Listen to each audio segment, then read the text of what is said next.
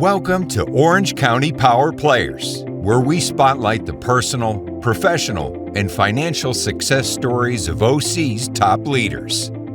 Here's your host, Danny Flores. Welcome back to OC Power Players, where I interview some of the most successful people in Orange County. I'm Danny Flores, your host, and today's honored guest is Mike Kron, zooming in from Newport Beach. Mike has operated a family office for the past 32 years, where they own and manage almost 14,000 apartment units. He has also developed over 3,000 units. He recently launched Guardian Net Lease Fund to invest in single-tenant net lease retail properties. They are in the middle of their capital raise of $100 million. Welcome, Mike. Danny, good to be with you. Yes. So tell us a little bit about how you got into the family office business and how that all got started. You know, it's funny. I grew up in Michigan, went to University of Michigan, graduated with my JD MBA in '87, and was sure I wanted to move out to the West Coast, and ended up working for a law firm for 6 years, practicing real estate and land use law in Century City. Wasn't real fond of that kind of work, and always liked the guys on the other side of the table. And at the time, my then father-in-law came to me and said, "Look, I'm getting bigger. I need somebody to help me run this thing. Why don't you give up the law thing and come work for me?" And that was 32 years ago. And, you know, at the time we started, we had about 2,500 units, a lot of them in California, actually. And we sold those off methodically and started buying in Texas and Arizona. And, you know, fast forward to today, and we're up to almost 14,000 units. Wow. Do you guys raise capital for the buildings, or is it all in the family office? You know, it's all inside the family office, which makes the decision tree and the reporting really easy. Right. I have one person I have to talk to. I run down to the corner and we have a 5-minute conversation, and then we're on to the next development. Amazing. So take us back to the 2,500 units when you got involved. I mean, I don't want to say secret sauce, but what's the recipe to being able to grow without bringing investor money in? You know, it's funny. I get asked that a lot. There's two things, really. We owned what I would consider a bunch of C properties in California. Mm-hmm. And he had never had any experience with 1031 exchanges until I got there. Mm-hmm. Once I did, and he started to see the benefit of doing that, he had already started to buy properties in Texas in the late 80s. Mm-hmm. And if you remember the late 80s, some of us go back that far. Yeah. It wasn't a real good time. You could pretty much shoot a cannon through Texas and not hit anything. Mm-hmm. You know, people look at it now and say, how could that possibly be? But he took a chance, and he went down there. He happened to sell a building and had some cash at the time. You know, that was back in the days of the alphabet soup, you know, the FTC, the RTC, the FDIC. All those agencies had properties that they were taking back and selling. Right. Well, he jumped in.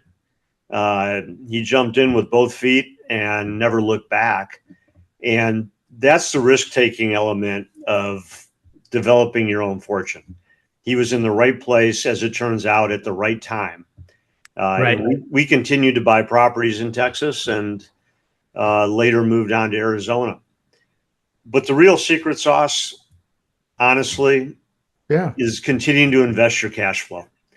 I always tell people this. I said, if you can do without a little of that cash today, and you put it back into the business, and you stay in it for the long term, you're going to see appreciation. You'll be able to refinance money out and buy more property. Mm-hmm. You'll be able to use your cash flow to buy and build more property. And after a while, it's exponential. It just starts building on itself. And that's really what he did. He was willing to put aside a fair chunk of his money and say, I'm going to reinvest this in the business. I want to get bigger. And over the years, that's what we did. Now, I have a friend Doesn't have a family office structure, but has done really well with his acquisitions as well, all multifamily. Now he has so much cash flow now that he has like a hard money lending arm, You're right. that money working. Do you guys do something like that, or do you guys just push it all back into property? Because you guys have 14,000 units. That's a nice footprint there. Yeah, we tend to push it all back in. I'd say for the last, we've been developing our own property now for going on 30 years. Mm-hmm. The first few deals started with property. We owned a piece of land next to a property we already owned. Mm-hmm. And the Mm-hmm. first one, actually, we couldn't figure out what to do with it. And we finally just said, well, let's just build some more units. And that Mm-hmm. was successful. And we said, okay, well, let's try that again. Well, what we've been doing lately, we've spent more time and effort buying land and pumping the money back into developing property. Mm-hmm. For us, it makes more sense. Uh, I always like to do what I'm comfortable doing. Right. Once I learn something really well, I like to keep doing that. Yeah. Learning new things is always a challenge.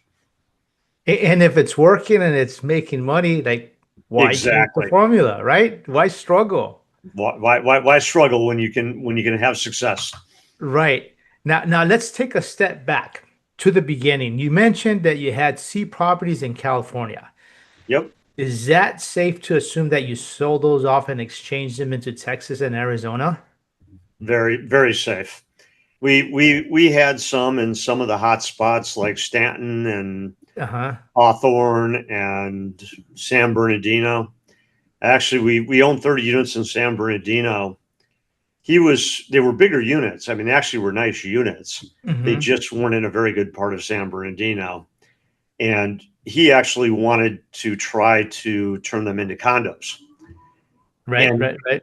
the first clue for me that wasn't going to be successful was when I couldn't even find a broker to take the listing.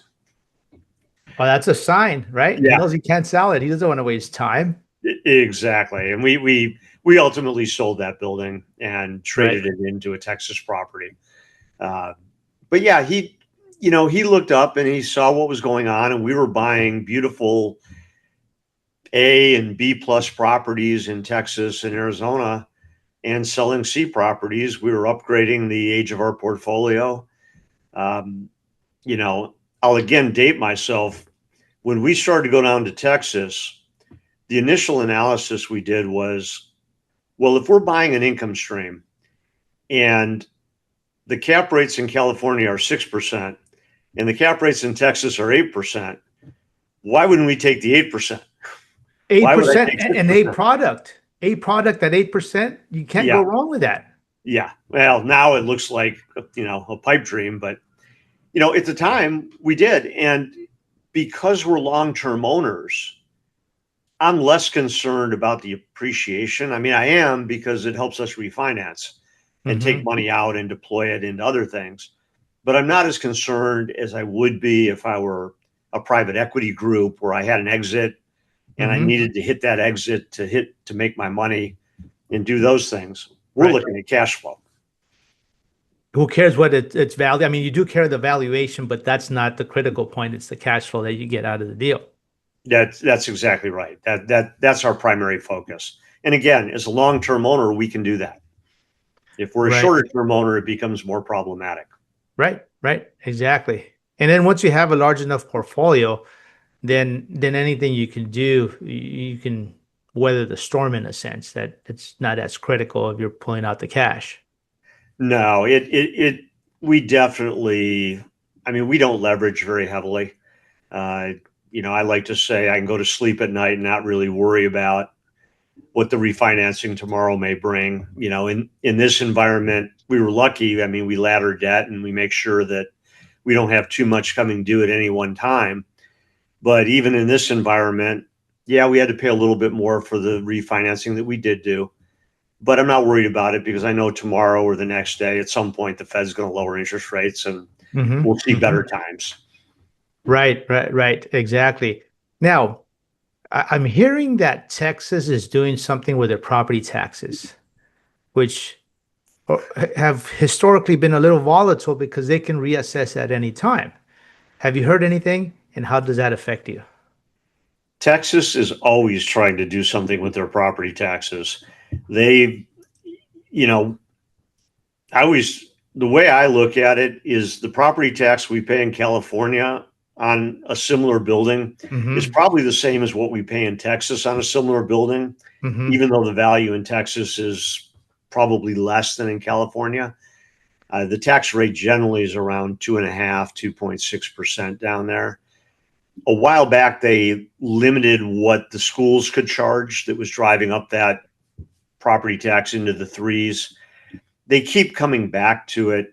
A lot of the issues that they have is how properties are assessed and when they're assessed. Right. Down there, you know, in California, people don't understand about tax appeals. I mean, occasionally you get into situations where you want to lower tax, but with Prop 13, things are more or less running predictable. Yeah, they're predictable in California.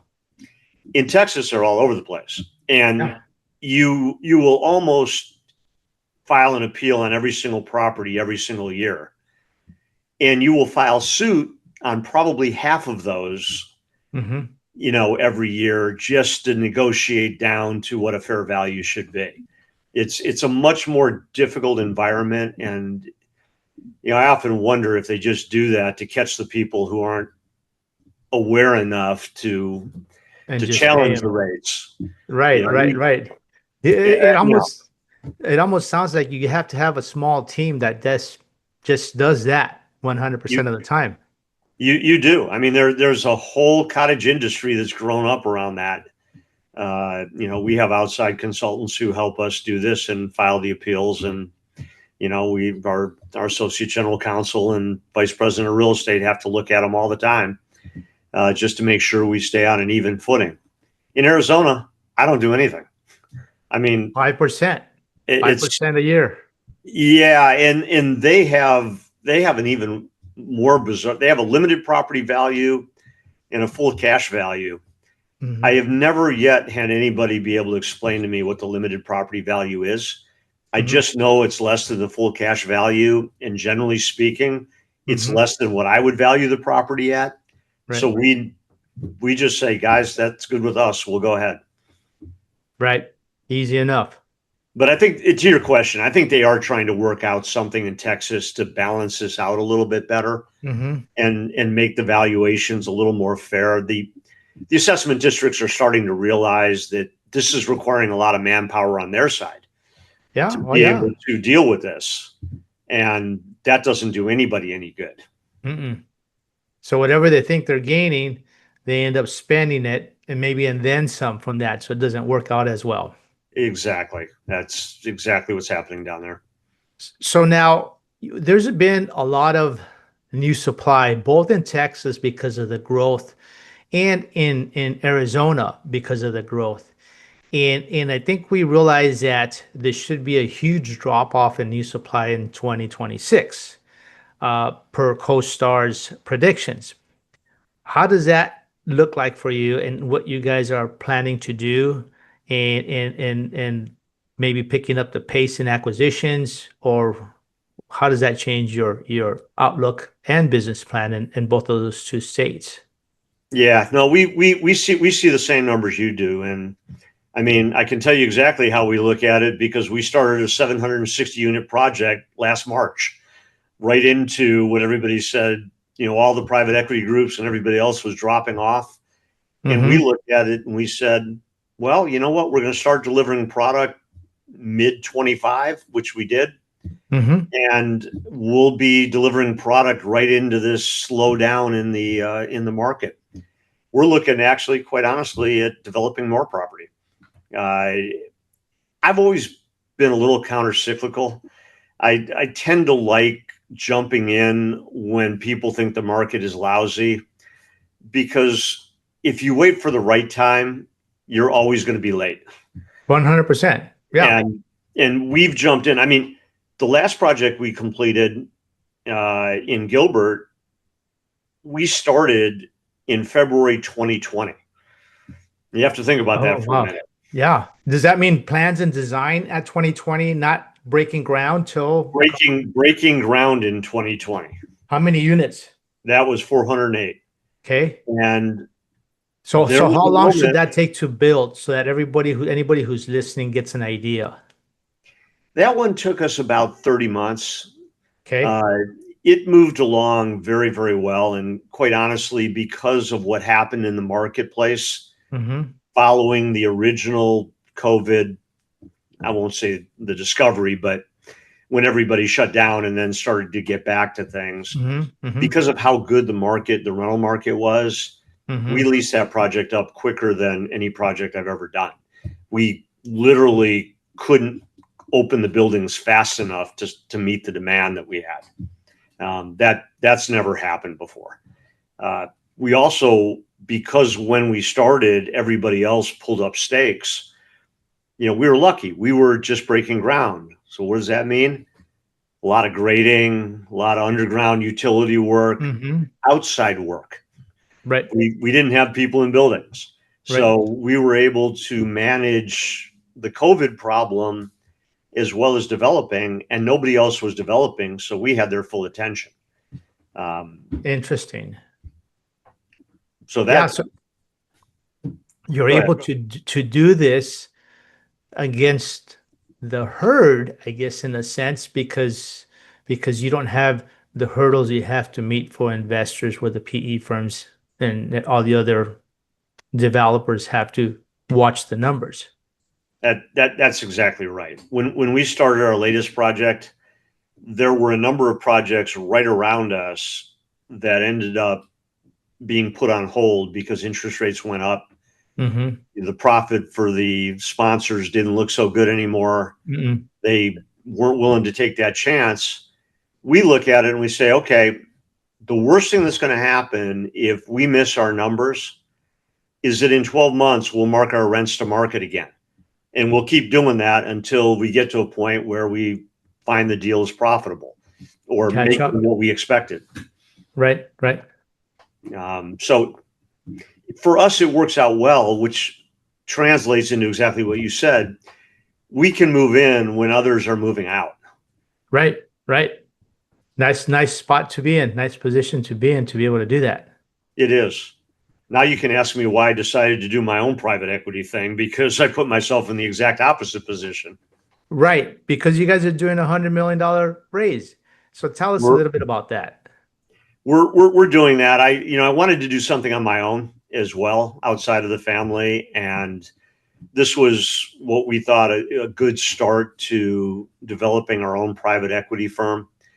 But I wanted to do something that was going to be fairly easy to execute, fairly safe for the investors. As I like to put it, anybody who wants to do fund two knows that they need to get fund one right. Correct. And that's how we entered this process. We chose single tenant net lease retail for that reason. We looked at qualifying the tenants based on being Amazon resistant neighborhood businesses, Mm-hmm. only ones that survived COVID. We wanted Fortune 350 companies, which actually makes us a little unique. Most of the big players, the Store Capital, Agree Realty, Blue Owl, Ares, that play in this space will have 35+% of non-credit franchise or other things that fill the gap for them. Mm-hmm. I never saw the need because the differential in returns is less than 1%. Mm-hmm. And I'm taking on a lot of risk to get that extra little tweak. Right. So we looked at this. We actually went to launch it in 2022, right into the Fed rate hike cycle, and quickly pulled it off the table because we're fairly sensitive to interest rates. As a matter of fact, we're very sensitive, more sensitive than any other segment because they act like bonds. Correct. In a sense. Yeah. And we pulled it off the table. I said, look, I don't want to be underwater before we ever get going and have to explain that to an investor. Right. So we waited. We came back to market last fall, took the original $2.3 million we had raised, deployed it. Once I felt the Fed had peaked in its interest rate raising cycle and Mm-hmm. was probably on the way down, which now looks like at some point we're on the way down. We had a little downward bump. Yeah, it's pointing that way. Now we just got to keep it heading that way. Yeah. Well, I can tell you for sure next May interest rates are going to go down because we're going to have a new Fed chair. Oh yes, for sure. And they're going to handpick that Fed chairman. Yeah, and they're trying to handpick the board at this point, which Yep. I'll leave that alone. Right. But Right. we see the interest rates coming down, and what we really like right now is that cap rates in our sector have started to peak. I think they were up 0.01% in Q2.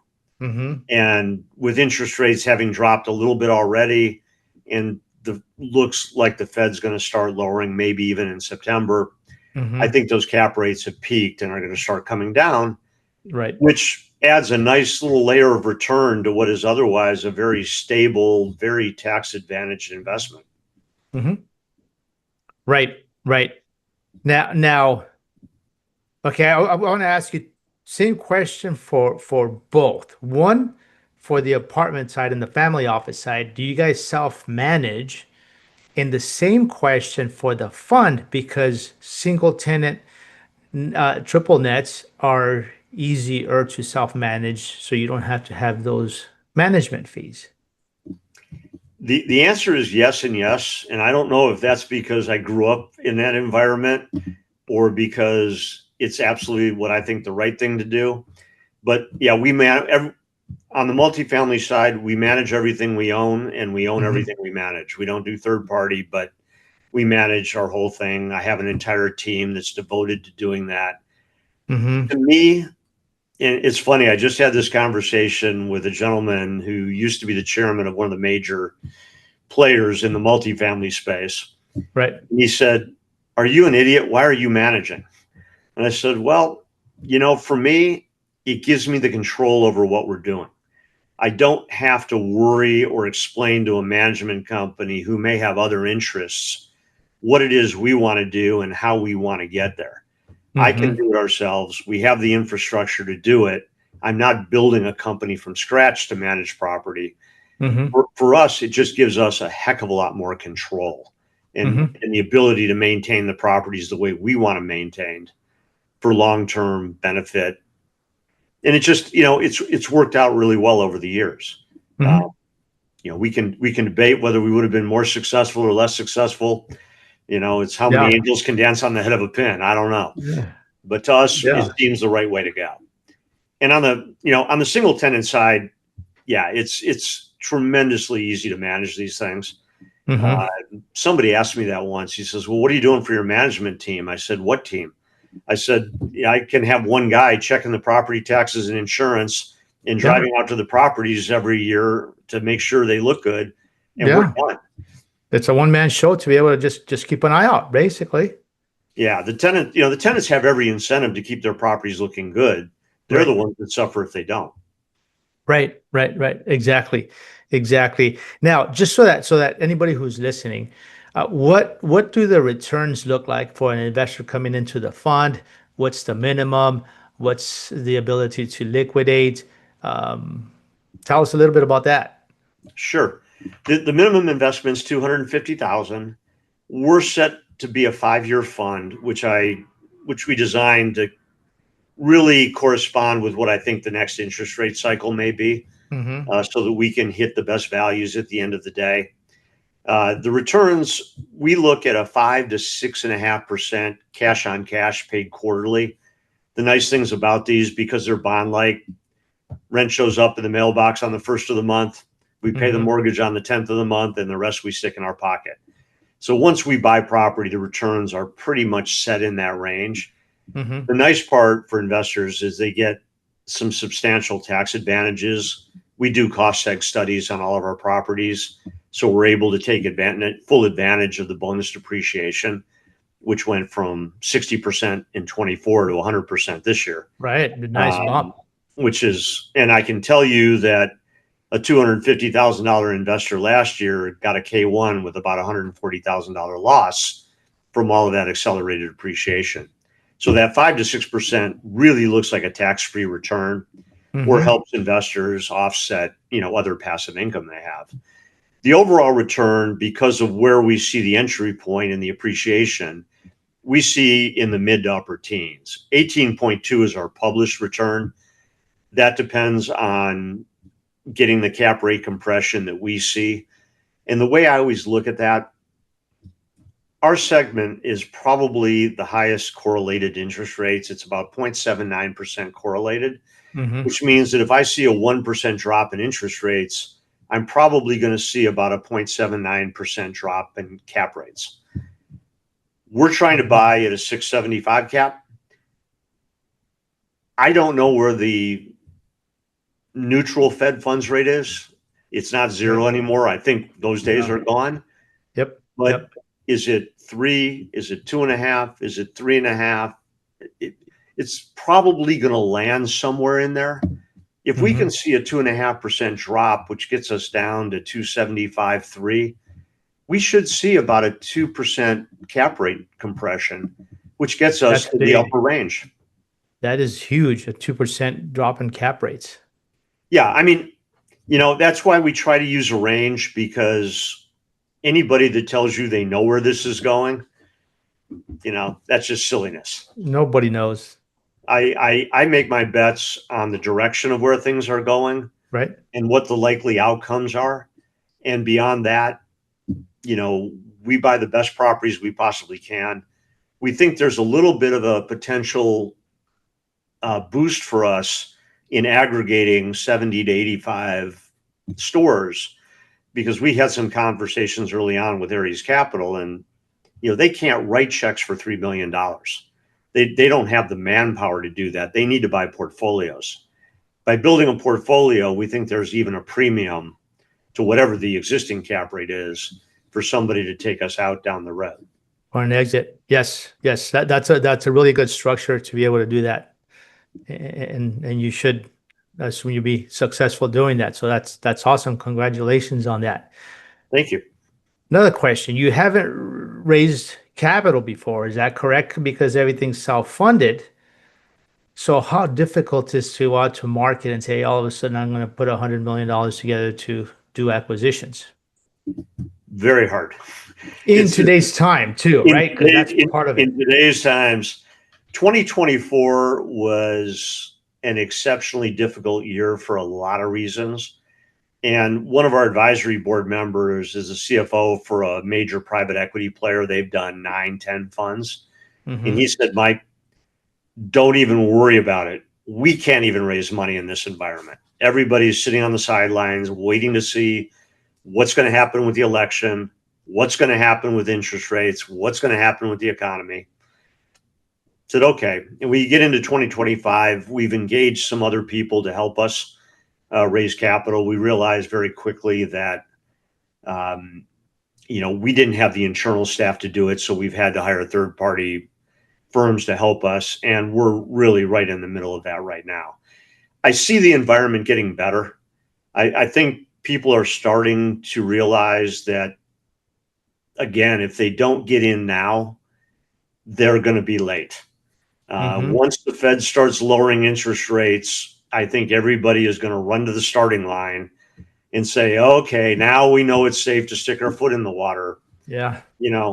Instead, we said, look, we're going to put out a product that's going to be fairly safe and stable, even in today's environment.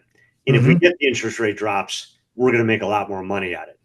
So to your point, it's been a challenge. I mean, it's always a challenge raising money. It's certainly been a challenge in this environment, but I'm hopeful because there's a lot of dry powder on the sidelines. You're right. That needs to get put to work. I talked to somebody not that long ago that was, dead sure that there was going to be this carnage in the multifamily space, and he was going to be able to pick up deals at a huge discount. And he's on the dollar. Yeah. I said, how long have you been at it? He said, 1.5 years. I said, what have you bought? He said, nothing. I said, how do your investors feel about earning nothing? Yeah. I mean, we can deploy the capital literally within 60 to 90 days after it's committed, which is the beauty of our structure, that it scales really well. I can deal with $7 to $10 to $12 million a month, Right. and get it moving out of the office very, very quickly for people. So they're getting a return as soon as they commit to us. Mm-hmm. Yeah. No, that's the difference. I heard the same thing from people saying, "Oh no, yeah, there's going to be lots of blood in the streets, and we're going to be picking up these deals. We're just going to wait. We're going to wait." And guess what?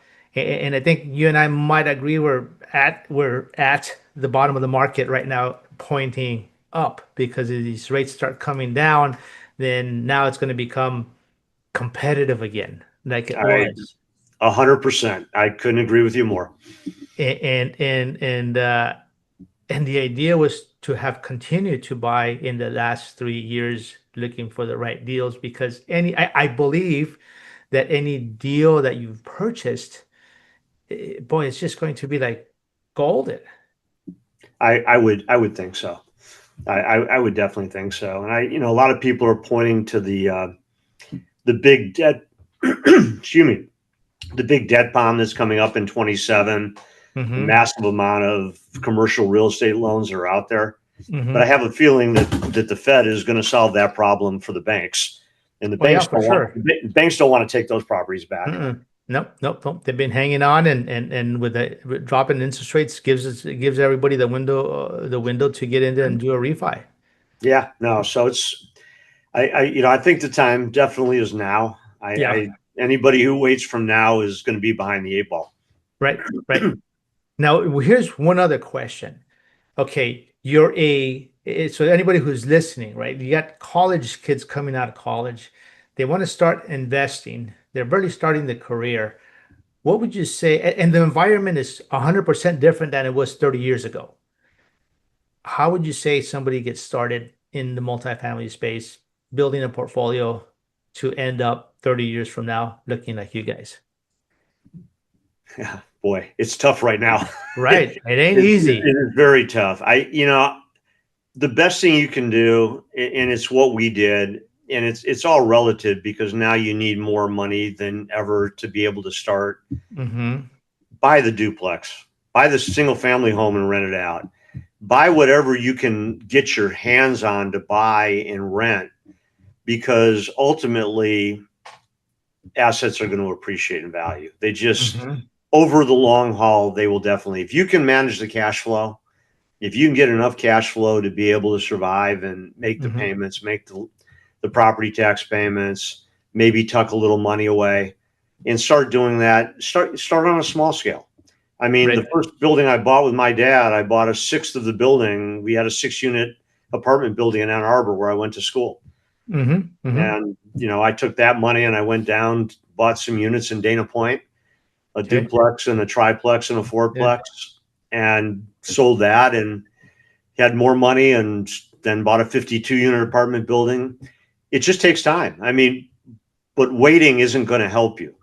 You No. get into whatever you can get into in real estate and make that your priority. You can start yourself on a career down that road. Right. And over time, it'll appreciate. We have, sometimes I like to say that inflation is actually our friend. It, Our consumer goods cost more. Yeah, we're going to pay more there. But being in the investment industry, in any asset class, almost in real estate or other asset classes, as inflation continues, everything just continues to appreciate because of that. absolutely. And don't forget, it makes the loan dollars cheaper to repay later. That's the thing, right? The Yep. price you paid is constant. You can't change that. But you're Nope. actually your loan dollars, your debt depreciates over time. Yep. And many people don't realize that you're actually paying the debt that stays constant when inflation pushes your rents up and your cash flow up, and it becomes easier and easier. Exactly. Sometimes it doesn't feel like that when you're making a loan payment, but that Yeah. really is what's happening. But you hold it long enough and you'll get that effect. You do. Yeah. Yeah. Very good, Mike. So as we wrap up our interview, what's exciting in the next 6 to 12 months? I think for us, it's really raising the capital and getting it deployed on the for a Guardian Net Lease Fund. I think that's a lot of the focus. On the family office side, we're looking at actually starting another development in the next 6 to 8 months, applying into this cycle. So I see a lot of good things on the horizon in the real estate market. I really do. I'm very optimistic, even while others are sitting on the sideline. Right. No, it's a great position to be in, and congratulations on that, on hitting those goals and making it happen. And then, so thanks again, Mike, once again for coming on. And if somebody's listening and would like to get a hold of you because they want to invest in your fund or anything else, how could they get a hold of you? They can either go to our website, guardiannetlease.com, or they can email me directly at mike@guardian-advisory.com. I'm happy to talk to them. Very good, Mike. So once again, thanks so much for coming on. And to our audience, please go to ocpowerplayers.com and follow us on your favorite channel. Thank you, Mike. Danny, it's been a pleasure. Thanks for listening to Orange County Power Players. Want to share your success story? Apply to be a guest at ocpowerplayers.com/guest.